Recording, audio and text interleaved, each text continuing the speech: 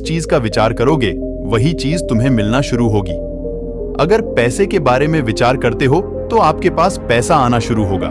अगर आप अपने प्यार के बारे में विचार करोगे तो आपको आपका प्यार जल्द ही मिलेगा। गौतम बुद्ध के अनुसार हम वही बनते हैं जो हम सोचते हैं। जिस तरह कोई व्यक्ति बुरी सोच के साथ बोलता या काम करता है तो उसे कष्ट ही मिलता है, वही यदि कोई व्यक्ति शुद्ध विचारों के साथ बोलता या काम करता है तो उसकी परछाई की तरह खुशी उसका साथ कभी नहीं छोड़ती है। वही गौतम बुद्ध की यह कहानी जो आज हम आपको बताने जा रहे हैं। इसे सुनने के बाद आप जीवन की सभी समस्याओं को चुटकियों में हल करने में सक्षम रहेंगे।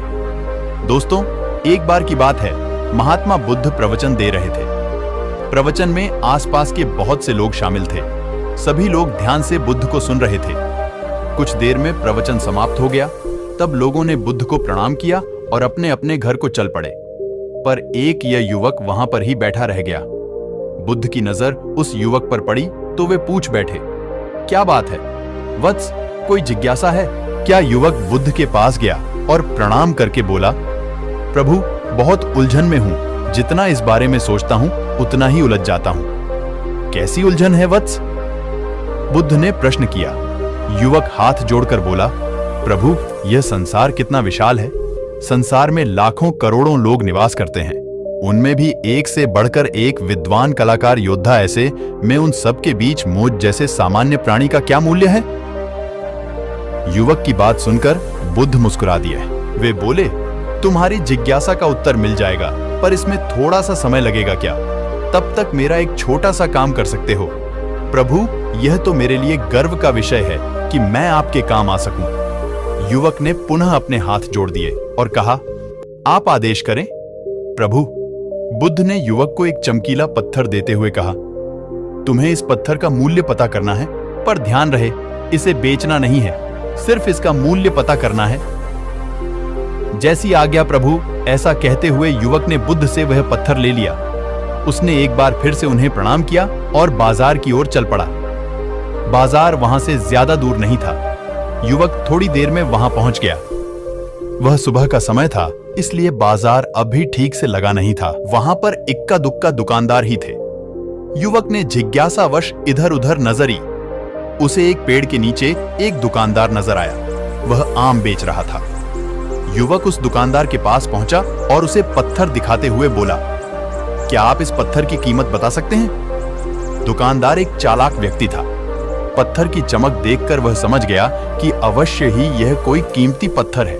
वह बनावटी आवाज में बोला, देखने में तो कुछ खास नहीं लगता, पर मैं इसके बदले 10 आम दे सकता हूं। दुकानदार की बात सुनकर युवक को हल्का सा क्रोध आ गया। वह मन ही मन बुदायर समझता है, इतना सुंदर पत्थर और इसका मूल्य सिर्फ 10 आम। अवश्य ही यह झूठ बोल रहा है। युवक को चुप देखकर दुकानदार बोल उठा, क्या कहते हो? निकालूं? आम पर। युवक ने दुकानदार को कोई जवाब नहीं दिया। वह चुपचाप आगे बढ़ गया। सामने एक सब्जी वाला अपनी दुकान सजा रहा था। युवक उसके पास पहुंचा और उसे पत्थर दिखाते हुए उसका मूल्य पूछा। उस पत्थर को देखकर सब्जी वाले की आंखें खुशी से चमक उठी। वह मन ही मन सोचने लगा, यह पत्थर तो बहुत कीमती जान पड़ता है। अगर यह मुझे मिल जाए तो मजा ही आ जाए। क्या हुआ भाई, कहां खो गए? युवक ने दुकानदार की तंद्रा तोड़ी। सब्जी वाला चौंकता हुआ बोला, कुछ नहीं, कुछ नहीं, मैं तो बस मन ही मन इसकी कीमत की गणना कर रहा था। वैसे मैं इस पत्थर के बदले एक बोरी आलू दे सकता हूं। सब्जी वाले के चेहरे की कुटिलता देखकर युवक समझ गया कि यह दुकानदार भी मुझे मूर्ख बना रहा है। मुझे किसी और से इसका मूल्य पता करना चाहिए। यह सोचता हुआ युवक आगे बढ़ गया। सब्जी वाले दुकानदार ने युवक को पीछे से आवाज लगाई, क्या हुआ भाई? अगर आपको यह मूल्य कम लग रहा है तो बताएं तो सही, मैं इसे बढ़ा दूंगा। पर युवक ने उसकी बात पर ध्यान नहीं दिया। वह अब इधर उधर किसी ऐसे व्यक्ति को खोजने लगा जो जानकार हो और उस पत्थर की सही मूल्य बता सके। युवक को लग रहा था कि अवश्य ही यह कोई कीमती पत्थर है। शायद कोई जौहरी इसका सही मूल्य बता। यह सोचता हुआ युवक एक जौहरी की दुकान पर पहुंचा। जौहरी अपनी दुकान को अभी खोल ही रहा था। उसने युवक को अपनी दुकान की ओर आते हुए दूर से देख लिया था। साथ ही उसने युवक का हुलिया देखकर यह भी भांप लिया था कि यह कोई गरीब व्यक्ति है जो संभवतः कोई गहना बेचने आया होगा। जौहरी ने हाथ जोड़कर युवक को नमस्कार किया और मुस्कुराकर पूछा, बताएं महोदय, मैं आपकी क्या सेवा कर सकता हूं? युवक ने बुद्ध का दिया पत्थर अपनी हथेली पर रख दिया और बोला, इसका मूल्य पता करना था। पत्थर को देखते ही जौहरी उसे पहचान गया कि यह बेशकीमती रूबी पत्थर है जो किस्मत वाले को मिलता है। वह बोला, पत्थर मुझे दे दो और मुझसे 1 लाख रुपए ले लो। कहते हुए जौहरी ने पत्थर लेने के लिए अपना दाहिना हाथ बढ़ाया, पर तब तक युवक ने पत्थर को अपनी मुट्ठी में बंद कर लिया था। उसे पत्थर के मूल्य का अंदाजा हो गया था, इसलिए वह बुद्ध के पास जाने के लिए मुड़ गया। जौहरी ने उसे पीछे से आवाज लगाई, अरे रुको तो भाई, मैं इसके 50 लाख दे सकता हूं। लेकिन युवक को वह पत्थर बेचना तो था नहीं, इसलिए वह रुका नहीं और दुकान के बाहर आ गया। पर जौहरी भी कम चालाक नहीं था। वह उस अनमोल पत्थर को किसी भी कीमत पर अपने हाथ से जाने नहीं देना चाहता था। वह दौड़कर उसके आगे आ गया और हाथ जोड़कर बोला, तुम यह पत्थर मुझे दे दो, मैं इसके बदले 1 करोड़ देने को तैयार हूं। युवक को जौहरी की बातों में अब कोई रुचि नहीं रह गई थी।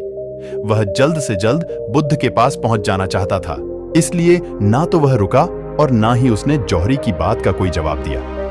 वह तेज तेज कदमों से बुद्ध के आश्रम की ओर चल पड़ा। जौहरी ने पीछे से आवाज लगाई, यह अत्यंत मूल्यवान पत्थर है, अनमोल है, तुम जितने पैसे कहोगे मैं दे दूंगा। यह सुनकर वह युवक परेशान हो गया। उसे लगा कि कहीं पत्थर के लालच में जौहरी उसे पकड़कर जबरदस्ती ना करने लगे, इसलिए वह तेजी से आश्रम की ओर दौड़ पड़ा।